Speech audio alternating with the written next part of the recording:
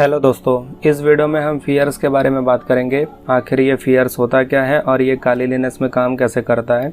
तो दोस्तों, अगर आपने मेरी पिछली वाली वीडियो देखी है DNS enum और DNS recon के बारे में, तो ये वाला ऑप्शन आपको जल्दी समझ में आ जाएगा, क्योंकि ये भी वही काम करता है जो कि ये दोनों करते हैं। दोस्तों, फियर्स का काम वही होता है, किसी भी वेबसाइट का जो DNS सर्वर होता है उसकी एनालिसिस करना।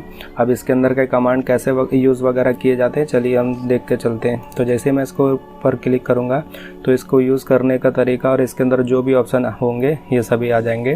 तो दोस्तों, इसको यूज़ करने के लिए सबसे पहले आपको फियर्स लिखना होगा। उसके बाद इसके अंदर जो भी ऑप्शन होंगे उन ऑप्शन का नाम देना होगा और टारगेटेड वेबसाइट का नाम देना होता है। तो ये सब कैसे करना है, चलिए देखिए, यहाँ पे आपको दिख जाएगा। तो यहाँ पे आप लिखिए, जो भी कमांड लिखना है सबसे पहले आपको फियर्स लिखना होगा इस वाले टूल का यूज़ करने के लिए। तो यहाँ पे आप फियर्स लिख दीजिए। उसके बाद आपको हाइफन डोमेन लिखना होता है। उसके बाद दोस्तों, जो भी आपकी टारगेटेड वेबसाइट होगी उसका यहाँ पे आपको नाम देना होगा। तो मैं इसी वेबसाइट का नाम दे देता हूँ क्योंकि ये बहुत फेमस है, तो मैं इसका नाम यहाँ पे दे सकता हूँ। तो दोस्तों, इस टूल का यूज़ करने के लिए सबसे पहले आपको फियर्स और डोमेन इतना तो आपको लिखना कंपलसरी होता है। और आपका ये टारगेटेड वेबसाइट कोई भी हो सकती है, मैंने जनरली इसका ले लिया, तो आप यहाँ पे कोई भी वेबसाइट लिख सकते हैं। तो इतना दोस्तों आपको लगभग हर कमांड के अंदर आपको मिलेगा। इतना आपको हर कमांड, मतलब जो भी कमांड देंगे लगभग इतनी चीज़ें लगभग सभी में आ जाएगी। फियर्स आएगी, हाइफन डोमेन आएगा और टारगेटेड वेबसाइट का नाम। तो अगर मैं इतना भी लिख के एंटर मार दूँ तो इस वेबसाइट से रिलेटेड जो भी जानकारी फियर्स के पास होगी ये इसको सर्च वगैरह करके ला के दे देगा। देखिए, यहाँ पे सब डोमेन की लिस्ट वगैरह आ जाएगी और उसका नाम वगैरह आ जाएगा। और भी बहुत सारी जानकारी है दोस्तों जो ये सर्च वगैरह करता रहेगा। तो आप इत्मीनान से बैठ के देखिए, क्योंकि मैं इसको ज़्यादा डिटेल में नहीं कवर करूँगा। आपको ये सब चीज़ें पहले ही से मैं बता दिया हूँ कि ये सब डोमेन होते हैं और उनके नाम वगैरह होते हैं, NS एड्रेस होते हैं। तो इसको आप देख लीजिए। मैं दूसरे कमांड को यहाँ पे अप्लाई कर देता हूँ। तो दोस्तों, दूसरे कमांड को अप्लाई करने के लिए पहले मैं इसको कट कर देता हूँ। उसके बाद मैं फिर से अपने टर्मिनल पे आता हूँ। तो पहले मैं इसका ऑप्शंस वगैरह खोल लेता हूँ, FIERCE। अगर आपको किसी भी टूल को यूज़ करना नहीं आता तो उस टूल का नाम लिख के -H डाल के एंटर मार दीजिए, तो उसको यूज़ करने का तरीका आ जाएगा। अब दोस्तों, हम इसके अंदर जो ऑप्शंस होंगे उसको यूज़ करना सीखेंगे। तो दोस्तों, जिस भी ऑप्शन को यूज़ करना चाहते हैं, देखिए यहाँ पे ऑप्शन के नाम दिए। तो दोस्तों, यहाँ पे एक चीज़ आप ध्यान से समझ लीजिए कि जिस ऑप्शन के आगे अगर कुछ कैपिटल लेटर में लिखा होगा तो उसके अंदर आपको आर्गुमेंट देना पड़ता है। जैसे देखिए, ये जो डोमेन वाला है इसके आगे कैपिटल में लिखा हुआ है, इसके अंदर हमको डोमेन नेम देना पड़ता है। ट्रांसफर्स के आगे कैपिटल में लिखा हुआ है, इसके अंदर भी डोमेन देना पड़ेगा। रेंज, डिले, उसके बाद नीचे देखिए बहुत सारे ऑप्शंस होंगे, उनके अंदर आर्गुमेंट की ज़रूरत पड़ती है। लेकिन कुछ कमांड होते हैं उनके अंदर आर्गुमेंट की ज़रूरत नहीं पड़ती, आप सिंपली उनको यूज़ कर सकते हैं। तो मैं आपको अभी दोस्तों, आपने देखा होगा कि जो मैंने पिछला कमांड अप्लाई किया था, मैंने हाइफन डोमेन लिखा था। डोमेन के बाद जो भी टारगेटेड वेबसाइट थी उसका डोमेन नेम लिखा था। तो ये वाला आपको पिछले ही मैंने आप बता दिया। एक दो मैं आपको और बता देता हूँ। सबसे पहले ये जो कनेक्ट वाला है, कनेक्ट वाला ये कमांड देंगे तो जो आपका वेबसाइट होगी वो HTTP प्रोटोकॉल है उससे ये कनेक्ट वगैरह हो जाती है। तो चलिए इसको देखते हैं, इसको कैसे यूज़ करना है। तो सबसे पहले आपको इस टूल का यूज़ करने के लिए फियर्स लिखना ही पड़ता है, FIERCE। उसके बाद हाइफन डोमेन, उसके बाद आपको टारगेटेड वेबसाइट का नाम। उसके बाद मैं जो भी ऑप्शन यहाँ से यूज़ करना चाहता हूँ उसको अप्लाई कर सकता हूँ। जैसे अगर मैं कनेक्ट का इस्तेमाल करूँगा तो मुझे कोई आर्गुमेंट नहीं देना पड़ेगा।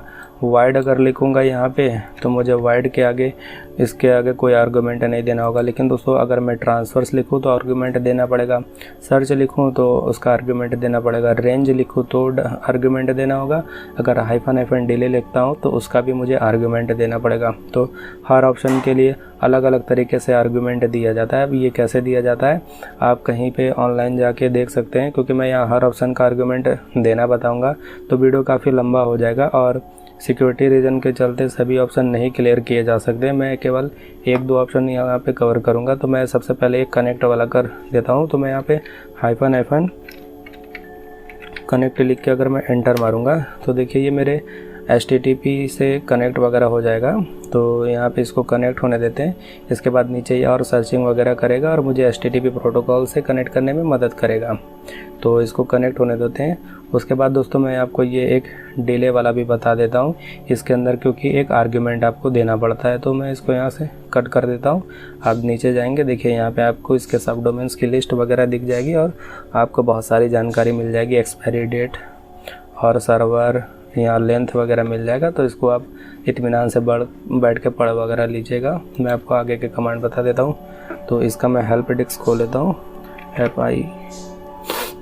FIERCE-H। तो इससे मैं देख सकता हूँ कि इसके अंदर कौन कौन सा ऑप्शन है। तो मैं एक ये डिले वाला यूज़ करके दिखाता हूँ इसके अंदर के आर्गुमेंट को दे करके। तो इस टूल का यूज़ करने के लिए सबसे पहले आपको FIERS लिखना ही पड़ता है, हाइफन। डोमेन में किसी और वेबसाइट के ऊपर टारगेट कर सकता हूँ, लेकिन जनरली यही ले ले रहा हूँ। आप अपने अनुसार कोई भी वेबसाइट ले सकते हैं। तो मैं यहाँ पे अब डिले वाला कमांड यूज़ कर रहा हूँ।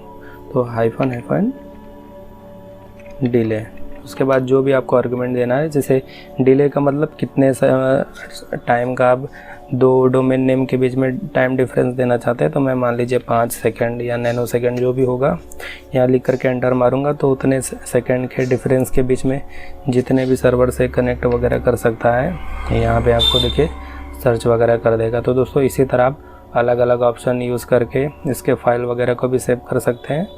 यहाँ पे जो भी जानकारी रहती है उसको टेक्स्ट फाइल के रूप में भी उसके एनालिसिस कर सकते हैं। तो ये आप खुद से भी प्रैक्टिस कर लीजिएगा। अगर आपको आर्गुमेंट देना नहीं आता तो आप ऑनलाइन वगैरह जाएंगे गूगल से इसके डॉक्यूमेंटेशन में, तो वहाँ पे आर्गुमेंट देना भी आपको दिखा देगा कि कैसे कैसे अलग अलग ऑप्शन के लिए आपको आर्गुमेंट दिया जाता है। तो दोस्तों आज के वीडियो में इतना ही।